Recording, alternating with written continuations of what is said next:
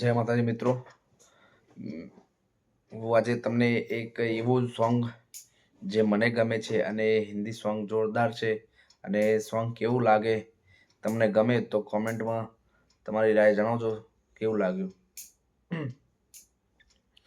अभी मुझ में कहीं बाकी थोड़ी सी है जिंदगी, जगी धड़कन जगी मन जिंदा हूँ मैं तो अभी, कुछ ऐसी लगन उस लम्हे में है, वो लम्हा कहाँ था मेरा, अब है सामने इसे छू लूं जरा, मर जाऊं या जी लूं जरा,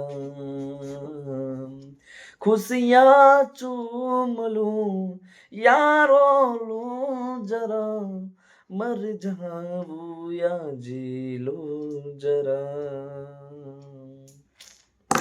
જય માતાજી મિત્રો, જય શ્રી રામ.